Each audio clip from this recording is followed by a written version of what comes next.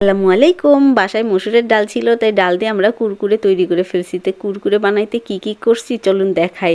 আমরা মসুরের ডাল ভালোভাবে পরিষ্কার করে নিয়ে ব্লেন্ড করছি, আর ব্লেন্ড করা শেষ হয়ে গেলে এটা আদা, রসুন, গুঁড়ো মরিচ, হলুদ গুঁড়ো, একটু লবণ, ধনিয়া, জিরা সবগুলো ভালোভাবে দিয়ে মিক্স করে নিয়েছিলাম। আর বিট লবণ দিতে ভুলে গেছিলাম, একটু লবণ দিয়েছিলাম।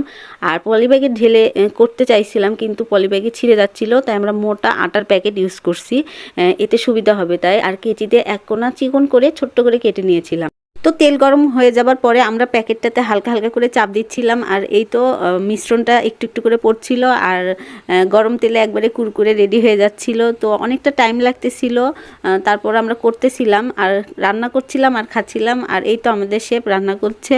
তো আমাদের অনেকটা বিরক্ত লেগে যাচ্ছিল, অনেকটা টাইম লাগছিল, কারণ আমরা অনেক বেশি ডাল ভিজে ফেলছিলাম, যে কারণে তো নষ্ট হয়ে যাবে, তো উপায় নাই। তাই আমরা করছিলাম কি, প্যাকেটটা একটু মোটা করে কাটছিলাম ওই কাটা জায়গাটা। সময় বাঁচাতে যে আসলে কুরকুরে যখন বেশি মোটা করে পড়ছিল, তখন ভিতরে কুরকুরেটা একটু মানে মচমচে ভাবটা একটু চলে গেছিল। আসলে এই খাবারটা ওই প্যাকেটে ছোট করে কেটে চিকন করে রান্না করে খেতেই বেশি মজা।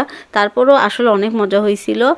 তো যাই হোক, আমরা খাইছি। তো আপনারা করলে অবশ্যই চিকন করে কেটে নিয়ে খাবেন। তো ভালো থাকবেন, আজকে এই পর্যন্ত, আল্লাহ হাফেজ।